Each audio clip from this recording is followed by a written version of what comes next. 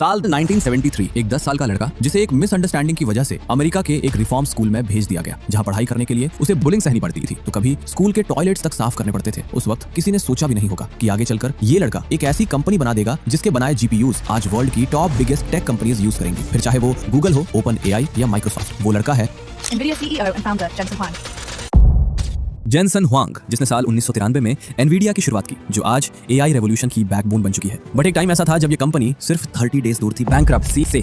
Jensen Huang Taiwan के Taipei city से belong करते थे। उनके फादर एक ऑयल रिफाइनरी में इंजीनियर थे। फैमिली मिडिल क्लास थी, लेकिन एजुकेशन को काफी इंपॉर्टेंस देती थी, जिसके कुछ साल बाद जेनसन के फादर को थाईलैंड में जॉब मिल गई और पूरी फैमिली बैंकॉक शिफ्ट हो गई। बट थाईलैंड का पॉलिटिकल एनवायरनमेंट अनस्टेबल था, जिसके कारण 1973 में जेनसन और उनके भाई को यूनाइटेड स्टेट्स भेज दिया ताकि उनका फ्यूचर सेफ हो सके। बट अमेरिका में उनके अंकल ने गलती से जेनसन का एडमिशन केंटाकी के एक बोर्डिंग स्कूल में करा दिया, जो बाद में पता चला कि वो नॉर्मल स्कूल की जगह एक्चुअली एक जुवेनाइल रिफॉर्म स्कूल था, जहां डिसिप्लिन इश्यूज वाले स्टूडेंट्स को भेजा जाता था। बट यहीं से जेनसन की लाइफ का सबसे टफ फेज शुरू हुआ। स्कूल रूल्स के अकॉर्डिंग उन्हें टॉयलेट्स तक साफ करने पड़ते थे और उनके भाई को टोबैको फार्म में काम करना पड़ता था। वहां के सीनियर स्टूडेंट्स भी जेनसन को बुली करते थे और उनके इंग्लिश ना बोल पाने का भी मजाक बनाते थे। ये स्ट्रगल लगभग 1 से 2 साल तक चलता रहा, जिसके बाद जेनसन अपने पेरेंट्स के साथ ऑरिगन शिफ्ट हो गए। यही उन्होंने अपनी हाई स्कूल एजुकेशन कंप्लीट की और टेक्नोलॉजी में उनका इंटरेस्ट डेवलप होने लगा। इसके बाद उन्होंने ऑरिगन स्टेट यूनिवर्सिटी ज्वाइन की, जहां उन्होंने इलेक्ट्रिकल इंजीनियरिंग पढ़ी। यहीं पर जेनसन लॉरी मिल्स से मिले, जो आज उनकी वाइफ है।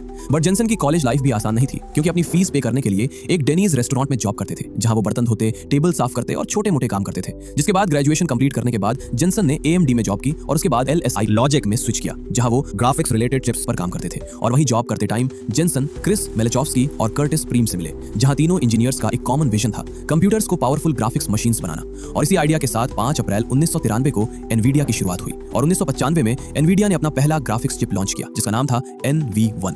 पेपर पर यह चिप काफी पावरफुल लग रहा था, बट मार्केट में आते ही बुरी तरह फेल हो गया, क्योंकि एनवीडिया का डिजाइन कर्व्ड था, बट इंडस्ट्री ट्रायंगल्स यूज कर रही थी और गेम डेवलपर्स भी ट्रायंगल्स पर शिफ्ट कर चुके थे। और वहीं माइक्रोसॉफ्ट का डायरेक्ट भी ट्रायंगल्स सपोर्ट करता था, तो गेम डेवलपर्स ने एनवीडिया को इग्नोर कर दिया, जिसका रिजल्ट एनवीडिया के 2.5 लाख चिप्स में से 2,49,000 चिप्स वापस आ गए, जिसके बाद कंपनी ऑलमोस्ट बैंकरप्सी के पास आ गई। और एक टाइम ऐसा आया जब एनवीडिया के पास सिर्फ 30 डेज की फंडिंग बची थी। इसी दौरान एक अनएक्सपेक्टेड अपॉर्चुनिटी आई। गेमिंग कंपनी सेगा को ड्रीमकास्ट कंसोल के लिए एडवांस्ड 3D ग्राफिक्स GPU की नीड थी और ये कॉन्ट्रैक्ट एनवीडिया को दिया गया। हालांकि बाद में प्रोजेक्ट कैंसिल हो गया, बट सेगा ने एनवीडिया को पेमेंट दे दी और कंपनी को सर्वाइव करने के लिए कुछ मंथ्स मिल गए। एंड 1997 में एनवीडिया ने लॉन्च किया रीवा 128, जो उस समय का एक पावरफुल ग्राफिक्स चिप था और सिर्फ 4 मंथ्स के अंदर इसकी 1 मिलियन यूनिट्स सेल हो गई और एनवीडिया वापस गेम में कमबैक कर चुकी थी। लेकिन असली रेवोल्यूशन अभी बाकी था। 1999 में एनवीडिया ने लॉन्च किया GeForce 256, जिसे हिस्ट्री का पहला GPU ग्राफिक्स प्रोसेसिंग यूनिट कहा जाता है। इस इन्वेंशन ने गेमिंग इंडस्ट्री को कंप्लीटली बदल दिया। बट जेनसन हुआंग का विजन सिर्फ गेमिंग तक लिमिटेड नहीं था, तो उन्होंने 2006 में लॉन्च किया CUDA, एक टेक्नोलॉजी जिसने GPUs को सिर्फ ग्राफिक्स के लिए नहीं बल्कि जनरल कंप्यूटिंग के लिए भी यूज करना पॉसिबल बना दिया। और यही डिसीजन आने वाले AI रेवोल्यूशन की फाउंडेशन बन गया। 2012 में टोरंटो यूनिवर्सिटी के रिसर्चर्स ने AlexNet AI मॉडल की ट्रेनिंग के लिए जब एनवीडिया के GPU का यूज किया, तो दुनिया को समझ आने लगा कि GPU आर्टिफिशियल इंटेलिजेंस के लिए भी परफेक्ट है। And open AI, Google, Microsoft सबको मैसिव कंप्यूटिंग पावर चाहिए थी और ये पावर मेनली एनवीडिया के GPUs दे रहे थे।